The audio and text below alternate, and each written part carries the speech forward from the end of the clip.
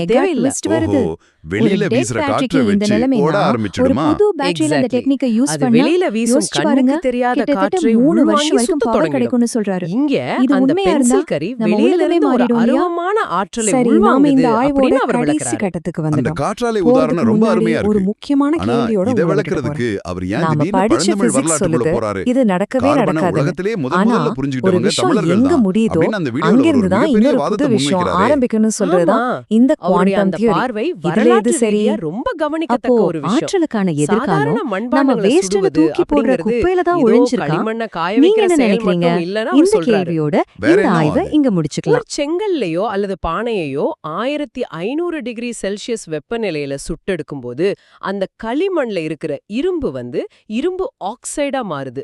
நீங்க ஒரு கடம் அல்லது பானையை தட்டும் போது கணீர் அப்படின்னு ஒரு மெட்டாலிக் சத்தம் வரும் இல்லையா? ஆமா, நல்லா ஒரு சத்தம் வரும். அதுக்கு காரணம் அதுல இருக்கிற சிலிக்கான், அலுமினியம் மாதிரியான தாதுக்கள் தான். அதாவது ஒரு சாதாரண மண்பாண்டத்துக்குள்ள மறைஞ்சிருக்கிற நுட்பமான உலோகவியல பழந்தமிழர்கள் அன்றே அறிஞ்சிருந்தாங்க அப்படிங்கிறது அவரோட கருத்து.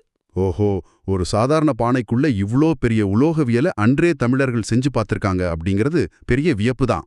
ஆனா இதோட அவர் இன்னொரு விஷயத்தையும் சொல்றாரு, கண்ணுக்கு மை தீட்டும் பழக்கத்தை பத்தி. ஆமா, அதையும் ரொம்ப ஆழமா விவாதிச்சிருக்காரு. தாமரை தகட்டிலோ அல்லது கண்ணாடி தகட்டிலோ ஆமணக்கு எண்ணெயை எரிய வச்சு அதிலிருந்து வடியும் கரியை எடுத்து மையாக்குவாங்க. இத அவர் தொன்மையான நானோ தொழில்நுட்பம்னு சொல்றாரு.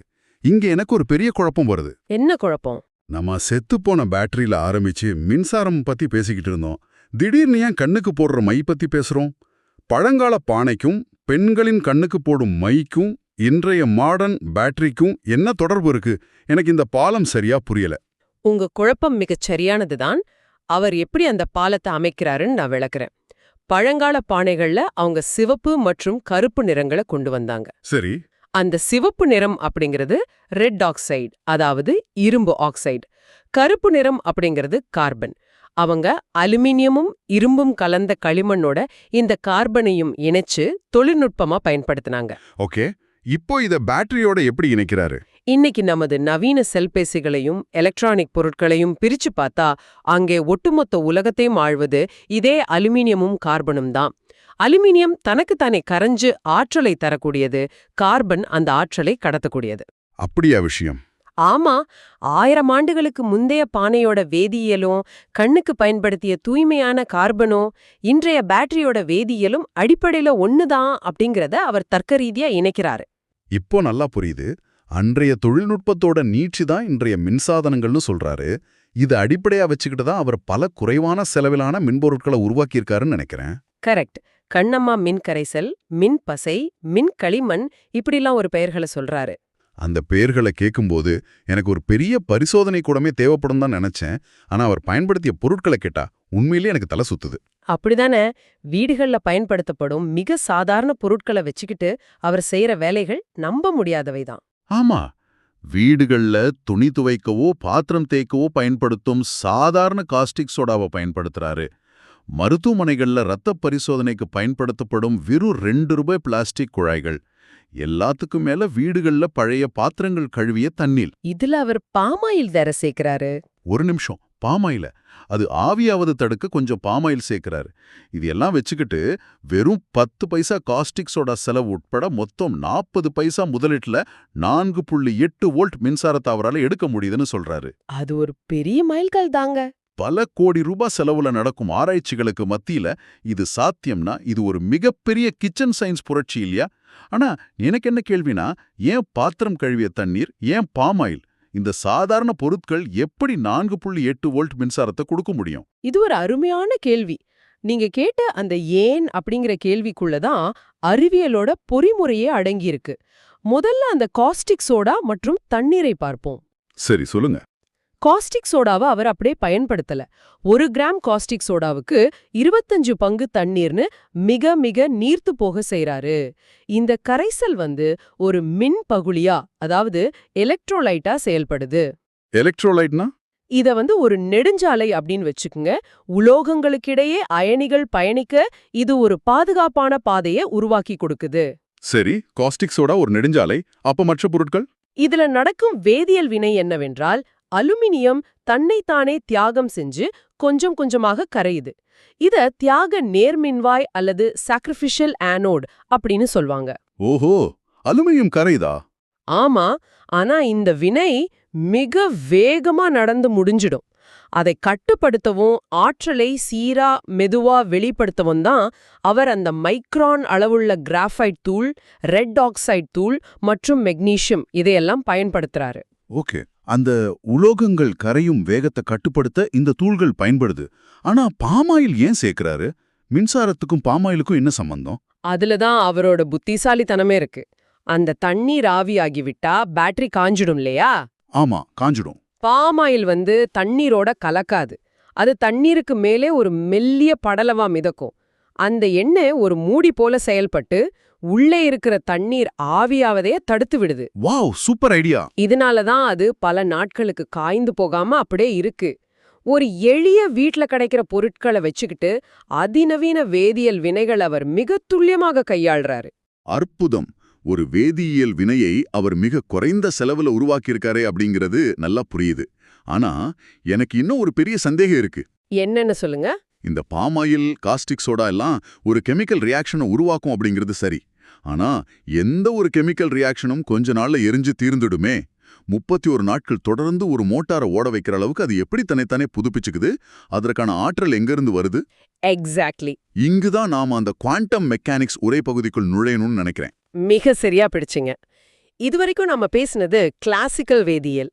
ஒரு கட்டத்துல அந்த பேட்டரிக்குள் நடக்கும் வேதியியல் வினைகள் எல்லாமே முற்று பெற்றுவிடும். ஆமா. ஆனாலும் தொடர்ந்து மின்சாரம் வருது அப்படின்னா அங்க வேறொரு விதி செயல்படுது.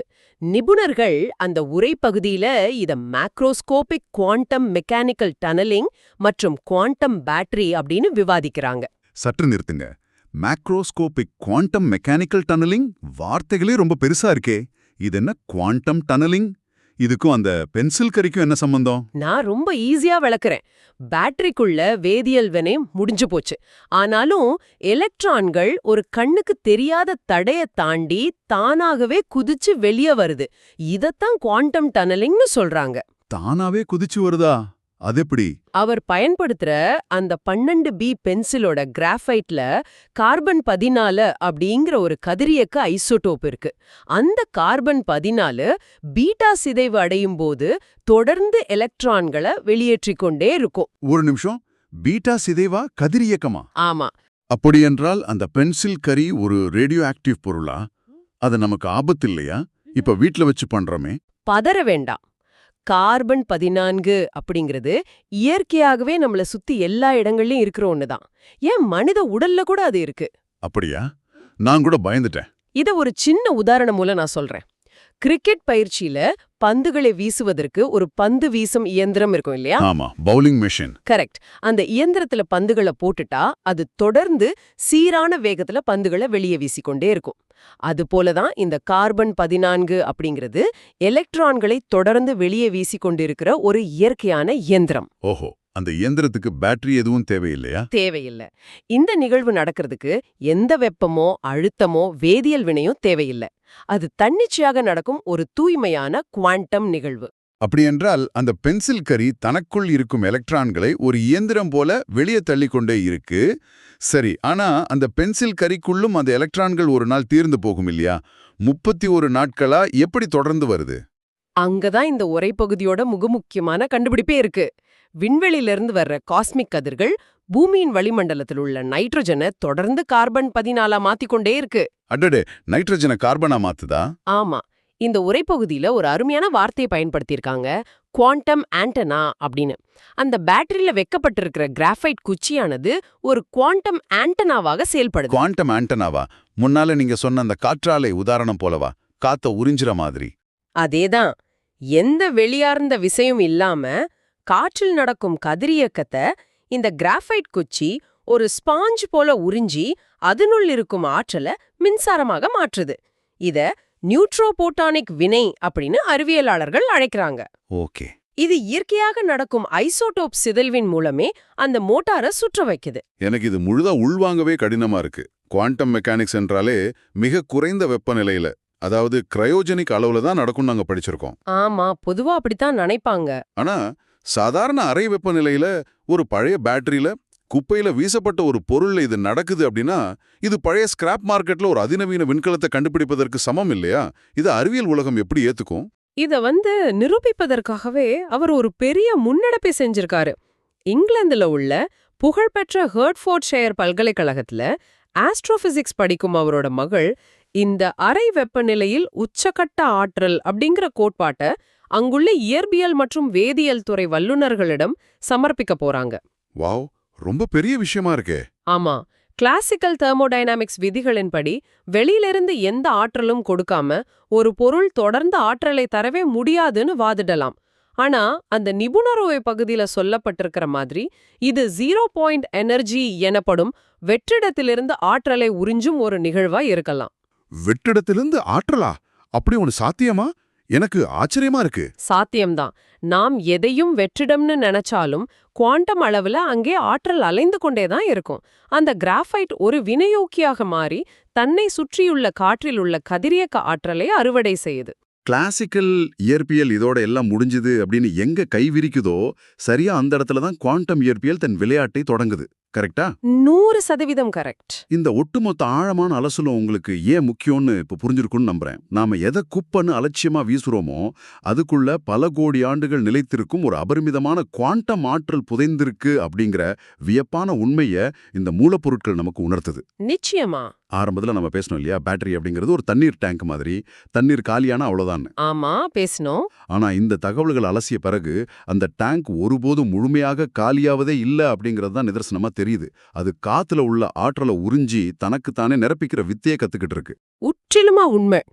அறிவு அப்படிங்கிறது பல பில்லியன் டாலர் செலவுல கட்டப்பட்ட பிரம்மாண்டமான ஆய்வகங்கள்ல மட்டும்தான் கிடைக்கும் அப்படிங்கிறது இல்ல. அது நம்மள சுற்றியுள்ள எளிய பொருட்கள்லையும் இயற்கையோட நுட்பமான விதிவள்ளையும் புதைஞ்சு கிடக்குது. ஆமா, அதை தேடி ஆராய்ந்து ஏன் எப்படின்னு கேள்வி கேட்கறவங்களுக்கு மட்டுமே அந்த ரகசியங்கள் பிடிபடுது. கண்டிப்பா. அதுதான் இந்த ஆராய்ச்சியோட வெற்றியே. இறுதியாக உங்களுக்கு ஒரு சிந்தனைக்கான கேள்வியோட இந்த அலசலை நிறைவு செய்ய விரும்புறோம். உலகத்தோட அடுத்த மாபெரும் எரிசக்தி புரட்சி அப்படிங்கிறது பல பில்லியன் டாலர்கள் செலவிடப்படும் ஒரு அதிநவீன ஆய்வகத்திலிருந்து வராம உங்க வீட்டு மேஜையில உள்ள ஒரு பென்சில் துகள்ல இருந்தோ அல்லது நீங்க குப்பையில வீசிய ஒரு காய்ந்த பேட்டரியோட நுட்பமான சிதைவிலிருந்தோ தொடங்கினா எதிர்காலத்துல ஆற்றல் தட்டுப்பாடு அப்படிங்கிற வார்த்தைக்கு மனிதகுல அகராதியில இடமில்லாம போய்விடாதா? கொஞ்சம் சிந்திச்சு பாருங்க.